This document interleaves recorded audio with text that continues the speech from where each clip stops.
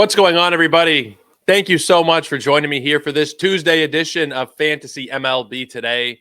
We are a Sports Ethos presentation, of course, and I'm your host, Joe Orrico. You guys can find me over on Twitter at Joe Orrico99 and also at Ethos Fantasy BB. We are tweeting out all the different updates to our draft guide. We announced it last week that it had dropped, and we have added content in there every single day. My top 250 overall rankings, position by position projections as well for redraft. We also have dynasty rankings, strategy pieces, sleepers and busts. We have so much for you guys. That's just on the written side as well. We also have our draft tracker tools, which are coming to the website in the next couple of days. You can load up your drafts in real time, get them analyzed as you are going along. There's so much stuff, guys. The link is in the description of the episode for everything at our draft guide, and it is very worthwhile. So make sure you're checking it out there, sportsethos.com. And of course, follow along on social media, and you get all of those updates as they are coming out. We're doing another mock draft today. We are going to be doing a 10-teamer over on Yahoo. Not using Yahoo. We are going to be using Yahoo settings, but like we have been doing here in our mock drafts, we are going to be using the Fantasy Pros Draft Wizard. It just allows me to customize things. It allows that there's not going to be random people coming in and jumping out and auto picks and weird stuff going on. Somebody comes in and drafts like, I don't know, Zach Wheeler first overall or something. You won't have to worry about any of that weirdness with the Fantasy Pros Draft Wizard technology. It's really great stuff. We did a 12-teamer last week. We're going to be doing the same thing except 10 teams. I think the 10-team community gets a lot of hate for whatever reason. My home league is the only 10-team league that I still play in, and it's maybe the most fun league that I have because the rosters are stacked with talent. There's a lot of people who play in 10-team leagues, and I like to make content for everybody. 10s, 12s, 15s. Sometimes people play in even shallower or deeper leagues than that. Those are kind of the standard ones, but 10-teamers can get a little bit of unnecessary hate. So we're going to show them some love here today and go through this mock draft. It's going to be the standard Yahoo rosters, one catcher, one of each infield position, no corner and middle infield spots, which are very common in Roto. This is going to be more of a head-to-head type of draft. We're also using 3 outfielders, 2 starting pitchers, 2 relievers, 4 miscellaneous pitchers of any kind, and then 2 utility spots. And then as we usually do here, we are not going to be drafting the bench. We're just going to be drafting the starting lineup for you guys. So I think we have all the settings taken care of. I've decided to go at the turn at the number 10 spot here in the 10-teamer. I get the 10th and 11th best players off the board. I think in a shallow format, that does make a lot of sense.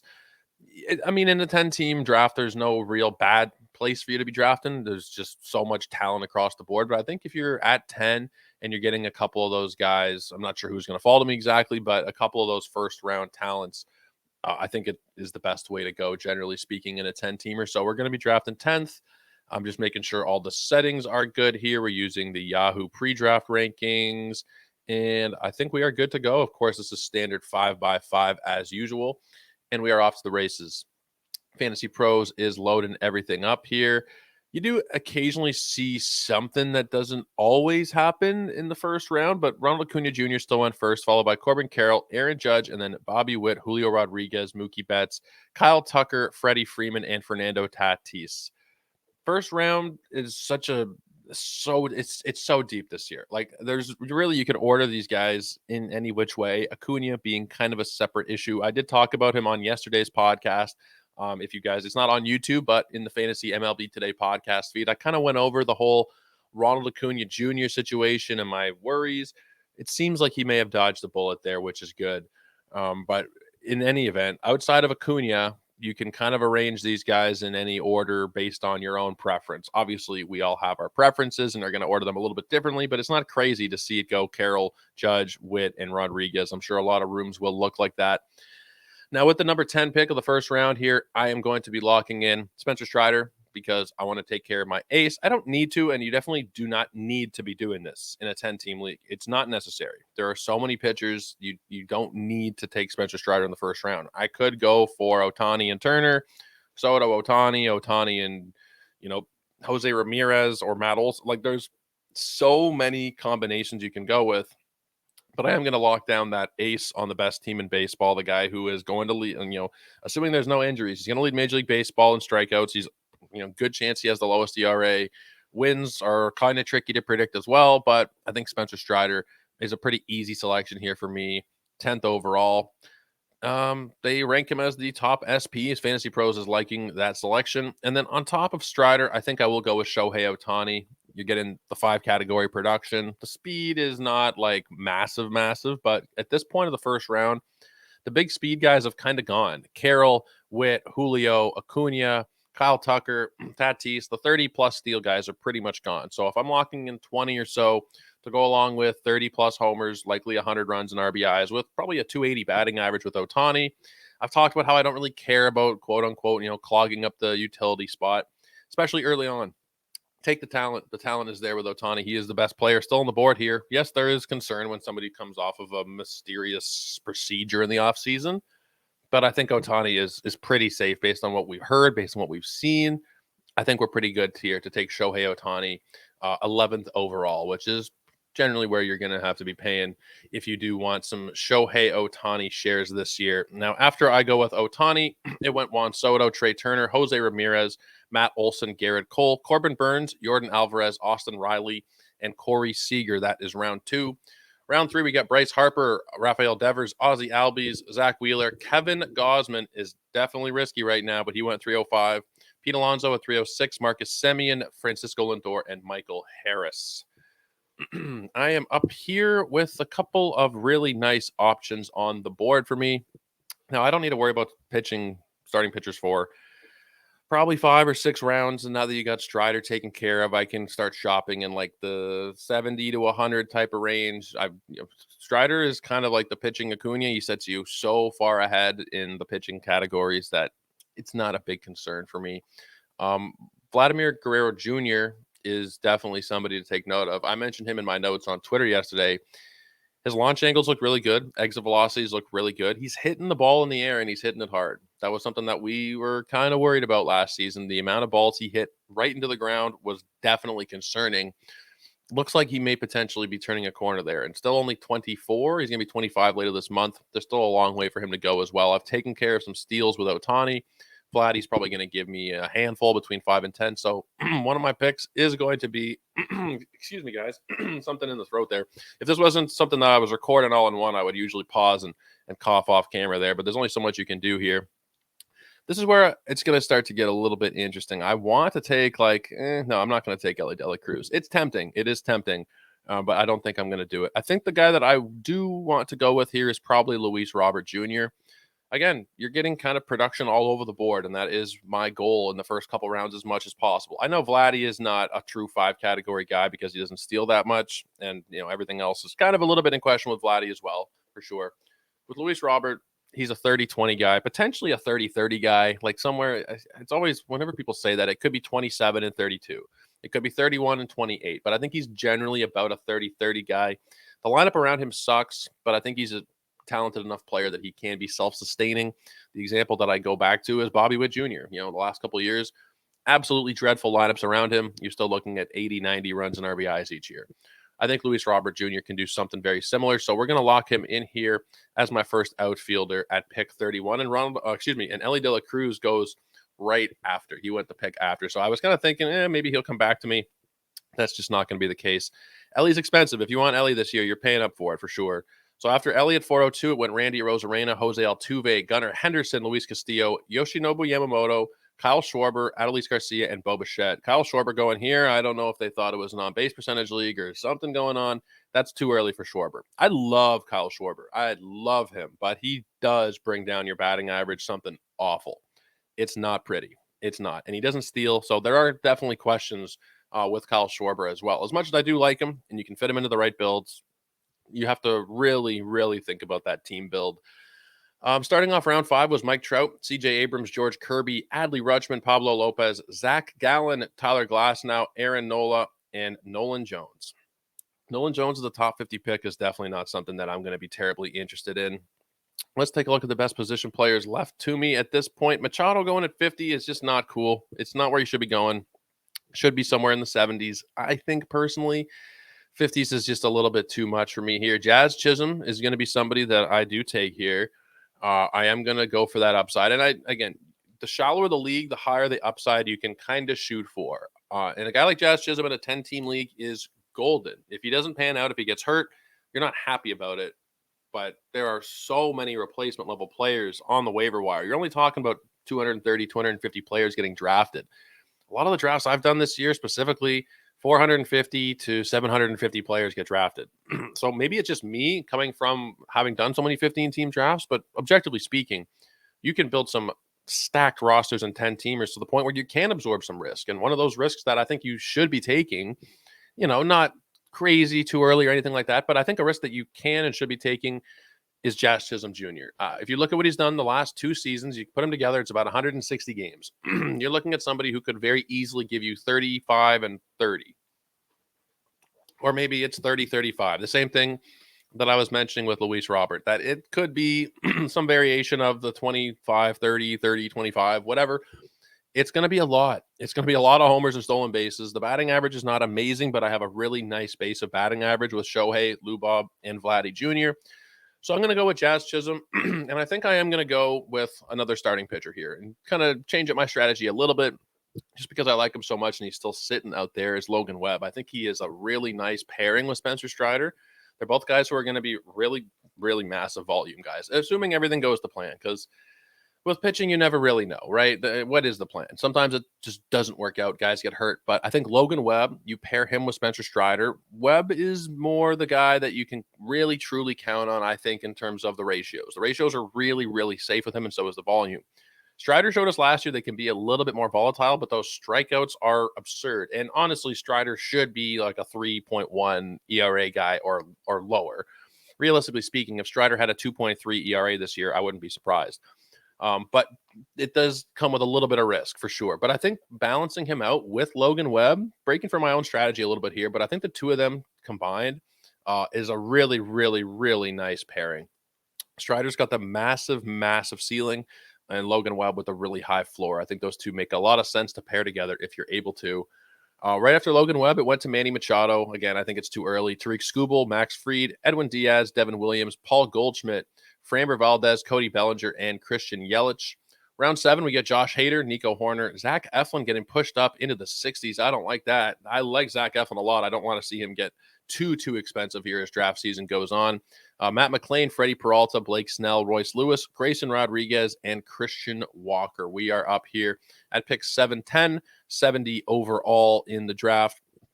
Again, I've taken care of pitching pretty damn well. I don't really need to worry about it. Starting pitching, that is. Closer situation, I am going to take Juan Duran with one of these picks because I think Juan Duran is supremely undervalued. He should be considered amongst the elite tier of closers, I think, but he's not for whatever reason. So let's just let people keep devaluing him for whatever reason. O'Neal Cruz is also damn interesting. And again, it's a shallow format. And when you are playing in shallow formats, you can take some risks. So I think Juan Duran and O'Neal Cruz is what I'm going to do here. Again, it's a little risky. If you're playing in just one league this year, you're shooting one league with your friends, this is probably not the strategy for you. This is something that I think you can mess around with if you have played in a bunch of leagues. If you're playing in one league and you have more of a tolerance for risk, then by all means. But O'Neal Cruz and Luis Robert Jr. and Jazz Chisholm, there is a chance that could blow up in my face and I could look terrible in a month, a month and a half. But I think the upside of those three guys is all, realistically first round players. They're all potential first round players if things break right. The discount is steep enough where I will take that chance, especially in a 10-teamer. There's no problem for me in this particular format with those kind of risks. After O'Neal Cruz, Alex Bregman, Emmanuel Clase, Josh Lowe, Camilo Doval, Raisel Iglesias, and JT Realmuto. To finish off round 8, it was Ketel Marte, Xander Bogaerts, and Kodai Senga. Kodai Senga is interesting. Kodai Senga is not somebody I'd be taking here. Now, I think this is a product of, these are based on the expert rankings, and I think a lot of people probably haven't manually adjusted him down yet. I took him out of my top 100, Kodai Senga, because this could be something where we don't see him at all. We don't see him till July, or so. It's not good. So I've taken him out entirely, but I think the reason why he is still being drafted where he is here is because those people in the expert consensus rankings haven't actually updated them yet. I'm a part of the expert consensus rankings, but my rankings at this point are strictly for SportsEthos subscribers. They'll be loaded up in the Fantasy Pros a day or two before the season starts, just to I can take place in the accuracy competition. Mostly, once you get 50 plus people in there, one or two others, it doesn't really matter in terms of affecting the overall landscape. I do it for the competition. But if you do want to see my rankings, they are exclusively at sportsethos.com right now. Round 9 started off with William Contreras, Logan Gilbert, Gleyber Torres, Jordan Romano, David Bednar, Will Smith of the Dodgers, falling kind of later in this one than he usually does. Joe Ryan, Bobby Miller, and Ha-Sung Kim at pick 89. So I am up at pick 9.10 here, 910. I don't know exactly which direction to go here. I think I probably should take another starting pitcher in this range. We're getting to the point where I probably want a third one. Offense is pretty well taken care of, and that's why I like being on the turn. You can take a couple of guys here, and I got Yuri Perez sitting there. That is some serious upside. I think one of my picks will be Yuri Perez. And then is it too early to go for... No, you know what? I think Yuri Perez and Andres Munoz is a good combination here. Yeah, let's do that. Let's go with Andres Munoz and then Yuri Perez. I think Munoz is very safe considering the Matt Brash news that we got in Seattle. I don't know that there's going to be much of a competition now in terms of saves for Munoz. With Yuri Perez, it's just strictly about what Miami is going to let him do. He left his start early the other day because he broke a fingernail. I had a heart attack. Everybody kind of had a heart attack thinking, oh, Jesus, second spring training start, he's already done. Broken fingernail. So nothing to write home about. He should be fine. It's just a matter of if Miami is going to let him throw 140 innings. If he does, then he is a top 10 pitcher probably. If Miami lets him throw 110 innings or something, which again, I don't really expect, but you never know with Miami. I wasn't expecting them to send him down last year either. So Yuri does come with risk, but the upside is absolutely through the roof. Justin Steele followed him up at 10:02, followed by Tristan Casas, Jesus Luzardo, Nolan Arenado, Brian Reynolds, Nick Castellanos, Joe Musgrove, George Springer, and Alexis Diaz as the 100th pick. Following him, Yandy Diaz, and then Shane Bieber, Anthony Santander, Spencer Steer, Andres Jimenez, Josh Young, Dansby Swanson, Dylan Cease, and Kyle Bradish. Kyle Bradish, another one, very risky UCL, hanging by a thread at this point. Not good. And we heard some other bad UCL news today with Lucas Giolito. Looks like he's going to miss the whole season. Red Sox in shambles at this point. But I think my starting pitchers, my pitching in general is incredibly good. I need to fill in a couple of those infield spots. Second and third, I need one more outfielder and one more util. And of course, catchers in this kind of format, I've said it so many times that I might as well, it's going to be on my tombstone. Wait on catchers in shallow leagues. In one catcher leagues like this, a 10-team one catcher league, your very last pick or maybe your second to last pick should be your catcher. It's just the way of the world. They don't return as much value as we perceive them to, especially because a lot of the content you guys see, and I'm actually writing an article about this right now, a lot of the content you guys see is NFBC centric. And that's because a lot of the people that you listen to play predominantly on the NFBC, and that's what they're going to talk about. Those are two catcher formats. Catchers get artificially pushed up the player pool because there are not as many of them when you need to fill two, especially for a 15-team league. And then you have Adley Rutschman in the 4th round and Will Smith in the 5th round, where realistically they're not going to return that value. I did a tweet thread earlier in the offseason. You can probably find it if you search the word catcher in my tweets, going through value on Yahoo that was returned by catchers. And there were no catchers who returned top 100 value on Yahoo last year. 0. So spending a top 100 pick on a catcher in a one catcher league is a really bad idea. It's just a really bad idea. I don't care if it's Rutschman or Will Smith or Contreras or Yainer Diaz, even the guys I like, don't take them inside the top 100. There is just no need for it. They may return top 100 value potentially, but you do not need to be reaching for those guys. So I need second and third and the aforementioned catcher. Let's see who's left in the outfield here. Still, Seiya Suzuki is definitely an interesting target here. Second and third is my guy Tyro still sitting around, because if he is, it's always hard for me to pass up on Tyro. He is. Bryson Stott as well. Let's wait on second base because I can get Tyro probably in a couple of rounds. So that's another part that's important with your drafts too, is just kind of, I can't say knowing the room here necessarily because we're drafting against technology, but when you are drafting against your friends or whoever you play in your leagues with, if you know their tendencies, that really does help. And especially if you know the way their roster is currently constructed. If everybody else already has their starting second baseman, you're the last one, there's no need to rush because those people are probably not prioritizing second baseman, things of that nature. So paying attention really, really does benefit you as well. Looking at third base here, there's nobody that I really love necessarily. That might be another kind of punt position. Um, let's see. I could go for, there's a couple of guys here that I can kind of wait on. Nobody that I need to be taking imminently. So third base and catcher will likely be two of my later spots. I think I might just take Bryson Stott here as my second baseman. Stay on brand. You guys know how much I love Bryson Stott. In that lineup, what he's able to do across all 5 categories is really, really nice. So we'll go with Stott, and then we'll go with Seiya Suzuki here as well. And they're giving me a value pick label on the Seiya Suzuki selection. He was usually going inside the top 100, get him at 111 here. Love Seiya Suzuki. If he's healthy, he's probably producing great value. Cole Reagans in at 1202 followed up my Suzuki pick, and then it was Teoscar Hernandez, Spencer Torkelson, Paul Sewald, Yainer Diaz, Tanner Bybee, Chris Sale, Sonny Gray, and Marcelo Zuna. Sonny Gray is an interesting one. We mentioned him on yesterday's show. He's got a hamstring problem that also sent him to the IL twice in 2022. I think it's probably wise to just stay away at this point. Justin Verlander is another one. Again, I don't think people have updated their rankings to this point because it just happened this morning, a couple hours ago. But Verlander is going to open the season on the injured list. So 41 years old, you're going to start the season on the IL. That's probably going to be a no from me. But Verlander kicks off round 13. Chris Bassett, Carlos Rodon, Evan Phillips, Lane Thomas, Evan Carter followed that up. And then Ryan Helsley, Jordan Walker, and Walker Buehler. Lots of Walkers here. Now, for me, at this point, 3 more pitchers. Might just take care of those because, like I said, third and catcher, I'm going to kind of wait on. I need another utility as well. Let's see who I can round out my rotation with here. It's the beauty of a 10-team league. There's still so much value on the board, even at this stage of a draft where you're kind of just rounding out your team. I can go for Hunter Green. I can go for Hunter Brown, both guys that I like. Hunter Green is shooting for the moon type of pick.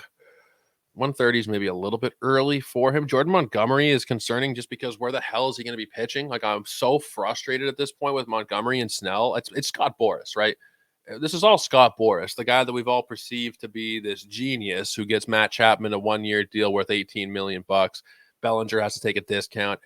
I think Scott Boras is, time is probably about done here in terms of being considered an elite agent because he is not an elite agent. I don't care how much money anybody gets. This has gotten completely out of hand. And we've seen it this offseason that he is just not respected, whether it's by the front offices. Maybe it's something to do with the players. But why has Jordan Montgomery not been signed for 6 months? Why are we in the middle of spring training and Jordan Montgomery is not signed? Blake Snell won the Cy Young last year. I think this is a Scott Boras problem. But in any event, I could go on all day about Scott Boras. But maybe we'll take Hunter Green. We'll take a bit of an upside play there. Let's take Hunter Green. I'm just rounding out the pitching spots here. And like I've mentioned so many times, 10-team leagues, there's so many options available for you. I think in that utility spot, I might go with Josh Naylor. The nice power to go along with speed and batting average. Let's do it. Let's take Josh Naylor here at a value. They are labeling that one a value pick as well. So I need, is it 2 more pitchers at this point? 2 more pitchers, third baseman, and a catcher. Let me just recap who went after Naylor. It was Cal Raleigh, Michael King, Riley Green, Esteury Ruiz, Jackson Churio, Luis Arias, Willie Adames, Francisco Alvarez, and Pete Fairbanks. A nice discount on Pete Fairbanks going at pick 140.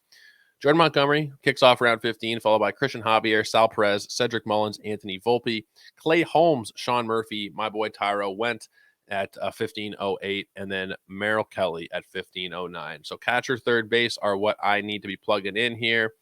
I think if I'm correct, then my third baseman that I want is probably still going to be on the board. I'm thinking I'm going to go Matt Chapman just real late. He's actually signed a contract now, so we know he's going to be playing. Should be there for me next round. In terms of the pitching, I guess I could maybe use one more reliever. I might as well take Tanner Scott. He shouldn't still be available at this pick. They're calling it a value. I'm getting him at 150 overall. And then I'll finish off the pitching with one more starter. And this is where, again, maybe I'm shooting for too much upside at this point, but Hunter Brown is another year advanced in a great organization. His supporting metrics were really, really good. As my last pitcher, if it doesn't work out, it doesn't work out.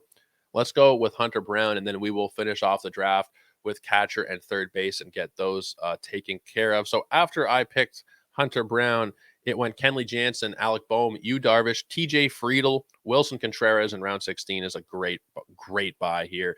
Masataka Yoshida, Jose Alvarado, Nathan Eovaldi, and Zach Geloff. As we get into round 17, Eduardo Rodriguez, Ryan Pepio, Adbert Alzolay, Craig Kimbrell, Logan O'Hoppe, Jose Barrios, and Mitch Keller. Gabriel Moreno and Bailey Ober take us to my pick here at the end of round 17. These will be my last two picks, finishing off round 17 and kicking off round 18. Bo Naylor still sitting on the board. I love Bo Naylor. He's a catcher who can steal, who actually has some decent batting average upside. I mean, we'll take him. We'll absolutely take him here with the last pick. And again, 10-teamers, if it doesn't work out for any of these positions, just look at the guys who are going to generally be undrafted here. Trevor Story, Jackson Holiday, Tommy Edman, Edward Julian, Vinny Pasquantino, Christian Encarnacion Strand, Reese Hoskins. There's so many names across every position. These guys are not even going to be drafted. So with my last pick at third base, I will take Matt Chapman, and we will conclude our draft there. After that, it's Gavin Williams, Brandon Pfaadt. I got a B. I only got a B, 85 out of 100. They've been giving me some high scores throughout draft season. I'll take an 85 out of 100. It's not the biggest of concerns for me. It's still a pretty solid score. My team is Bo Naylor, Vladimir Guerrero Jr., Bryson Stott, O'Neill Cruz, and Matt Chapman in the infield. Luis Robert Jr., Jazz Chisholm Jr., and Seiya Suzuki in the outfield, with Shohei Ohtani and Josh Naylor as my utility spots. Spencer Strider, Logan Webb make up my first two starters, followed by Yuri Perez, Hunter Green, and Hunter Brown. The relievers are Juan Duran, Andres Munoz, and Tanner Scott. Guys, that'll do it. That is our mock draft. I think we've done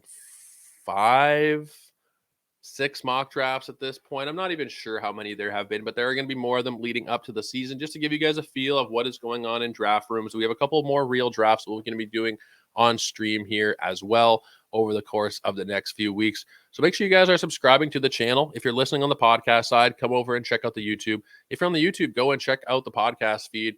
Hopefully we'll get you guys subscribing to both. That would really help us out here. And of course, in the description, go and check out everything we have in our draft guide. I've never been prouder of work that I've done in the fantasy space in 3 years.